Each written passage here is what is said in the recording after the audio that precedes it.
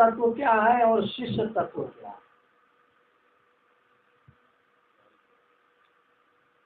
तो ले लेता हूँ ज्ञान।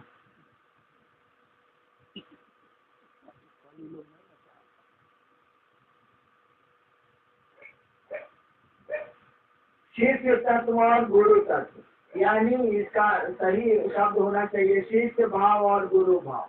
शिष्य होने का विचार जब मजबूत हो गया तो शिष्य तत्व आ गया, शिष्य भाव आ गया, और गुरु होने का विचार जब मजबूत हो गया तो गुरु भाव आ गया। कोई विचार जब मजबूत हो जाएगा तो भाव हो जाएगा, भाव जब मजबूत होगा तो प्रेम हो जाएगा। तो शिष्य तत्व कुछ नहीं, आपके शिष्य होने का विचार आपके मन में प्रगाढ़ हो गया, मजबूत हो गया तो शिष्य है। गुरु होने का विचार जब आपके मन में प्रगाढ़ हो गया, मजबूत हो गया तो गुरु, और कुछ नहीं। शिव मेरे गुरु है, यह एक विचार है। यह विचार होता है कमजोर, लचर लचर करेगा। आपने शिव को गुरु माना, कोई जीवन में घटना घट गई, जीवन है तो घटना घटेगी, और वो आपके मन के विपरीत घटना है, आपको अच्छा नहीं लग रहा है, तो जो विचार सबसे कमजोर है उसको पहले छोड़ दीजिएगा। बस साला ये काम करते हैं इसीलिए ही काम होता है। घर में देखते होंगे आप, नया नया बेटा का ब्याह हुआ, पतो आई है घर में, दाल में नून ज्यादा किसी से पड़ गया तो पतो नहीं बनाई है, उसकी साथे बनाई है, चाहे नौकरे बनाए है, या दूसरी उसकी गुत्ती बनाई है, वो नहीं बनाई है। चलिए तो अभी नया नया आई है, तो दुर्गा को दाल मिला, उसको लगा जोर से नमक, नमक ज्यादा है। इस जॉब से पहिया आई है ना, तब से सवाल हो रहा वो तो सारी रसोई करते गई थी। कमजोर के मेहरा रू गाँव भर के भोजन, सारा वो पतो है, दूसरे की बेटी है, कुछ मुंह नहीं है, वो बोलेगी नहीं। तो जितना घर में गड़बड़ी हो रहा है सब पतो के चलते हो रहा है, और जितना बढ़िया काम हो रहा है उस सास ससुर जी के चलते हो रहा है। ये आदमी का लक्षण है, वो कमजोर पर आरोप लगा। कोई नहीं मिलता है कि पतोहिया में सबसे बउआ के आज से बुखार लग गया है, जॉब से आई है, कभी बुखार किसी को लग रहा है, कभी साला खाना का बड़ा हो जा रहा है। देखिए ना वो पौधों सूख रहा है साला, अरे माधे पतोहिया नहीं देगा सूखेगा नहीं। तो आदमी का स्वभाव है कि वो कमजोर पर आरोप लगाए। ठीक उसी तरह से जो विचार आपके कमजोर होते हैं उसको छोड़ते हैं आप। कोई घटना घटेगी जो आपके मन के लायक नहीं है उसको छोड़ दीजिएगा। कल ही मैं सुना रहा था, उतना डिटेल तो नहीं सुना होगा, कल ही मैं बता रहा। जैसे मान लीजिए कि शिव को आपने गुरु माना, आपकी तबीयत खराब चल रही, अरे शरीर है तो खराब होना ही होना ना भाई। अब आपको लगेगा कि शिव को गुरु माने ना, इसीलिए तबीयत बहुत खराब है। ये आप नहीं सोच रहे हैं कि हमारी उल्टा बाल झड़ रही है इसलिए तबीयत खराब हो रहा। ये आप नहीं सोच रहे हैं कि आज कुर्ता पजामा पहनी है इसलिए तबीयत खराब हो रहा। ये आप नहीं सोच रहे हैं कि आज नहा लिए ज्यादा देर इसीलिए तबीयत खराब हो रहा। ये आप नहीं सोच रहे हैं कि सुखते थे हम पलंग पर आज सुख रहे हैं नीचे इसलिए तबीयत खराब हो रहा। सबसे कमजोर विचार वही है। बेटा को नहीं कुछ बोल रहे हैं, बीवी को नहीं कुछ बोल रहे हैं, माँ को कुछ नहीं बोल रहे हैं, बाप को कुछ नहीं बोल रहे हैं, अपने को भी कुछ नहीं बोल रहे हैं। सबसे कमजोर विचार था शिव मेरे गुरु है, शिव को गुरु माना है, साला महादेव को गुरु नहीं माना। कल ही एक खिस्सा सुना है, सीतामढ़ी का खिस्सा है, सीतामढ़ी से चल रहा। सीतामढ़ी से एक आदमी हमको फोन किया था 10 साल पहले की बात। हमारे चचा आ रहे थे रात में शिव चर्चा करके साइकिल से, तो रास्ते में पान खाने के लिए एक दुकान पर रुके, पान खाए, वहीं पर एक दारू पिए हुए आदमी भी पान खा रहा था। तो हमारे चचा को देखी तो 25 को गाड़ी दिया, चचा उसको छीन क्यों नहीं करते तो वो नहीं छीन रहा। अच्छा वो छीन तो कौन हिसाब किताब है। खूब आई बहन का हमारे चचा को गाड़ी दिया है सर।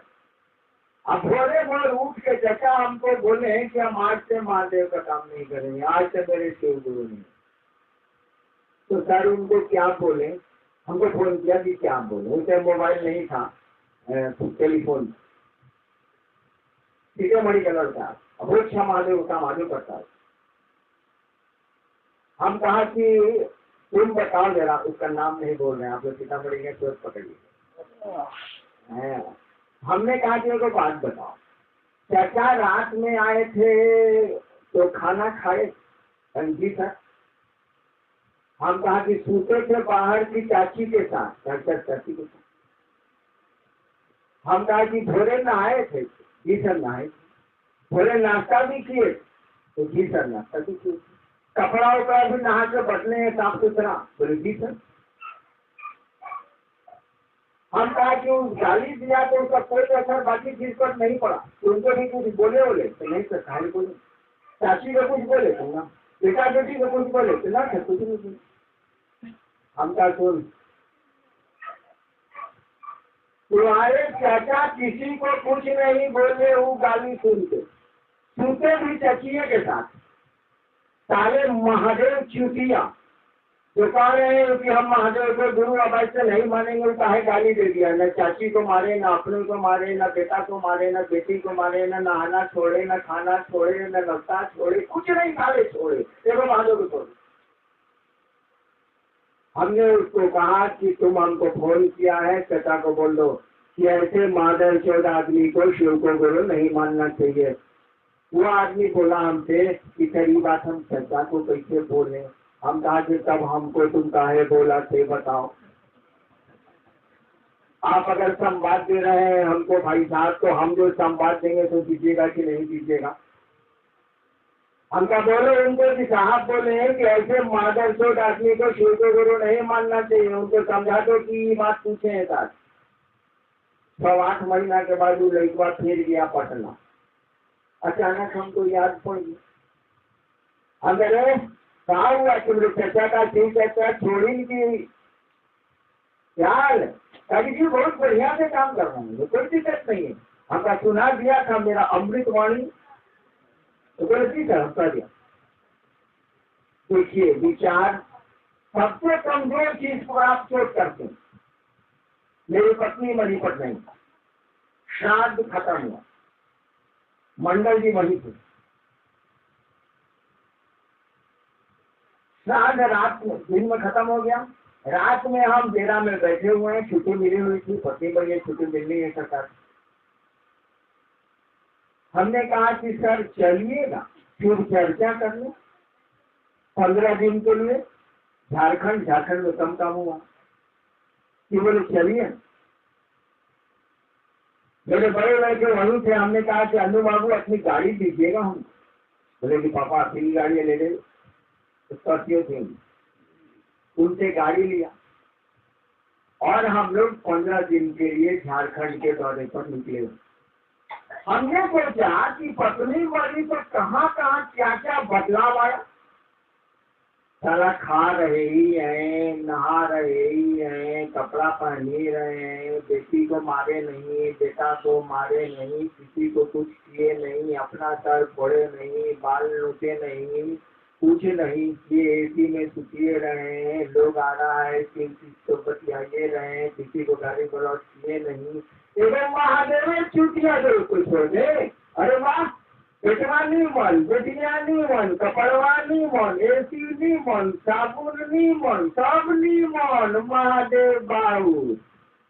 हमने कहा कुछ नहीं, श्राद्ध खत्म हुआ, चलो फिर चर्चा में सरकार से छुट्टी मिल गई है, अब गुरु भाई लोग कुछ न्योता चाहिए दिया है, उसी पैसा से काम चल जाएगा। 50,000 रुपया लिया, हम लोग एकदम 15 दिन पूरा झारखंड में मुर्गा भी खाए, फिर चर्चा भी किया, 50,000 रुपया भी उड़ा दिया। तो देखिए विचार कमजोर होगा तो उसको छोड़ेगा, जब यही विचार जब मजबूत हो जाएगा, जिसके प्रति मजबूत होगा उसको नहीं छोड़ेगा। जब नहीं छोड़ेगा, इसी को बोलते हैं शिष्य भाव, इसी को बोलते हैं शिष्य तत्व। और ठीक वही स्थिति, वही व्याख्या गुरु की भी है। तो गुरु की क्या व्याख्या करनी है? आप तो गुरु ही शिव है, आपने ईश्वर को ही गुरु माना है। वो गुरु नहीं है तो संसार में कोई गुरु हो ही नहीं सकता, वो पिता नहीं है तो संसार में कोई बाप हो ही नहीं सकता, उसमें माँ का गुण नहीं है तो संसार में कोई माँ हो ही नहीं सकती। ईश्वर है, उसमें तो होना ही होना।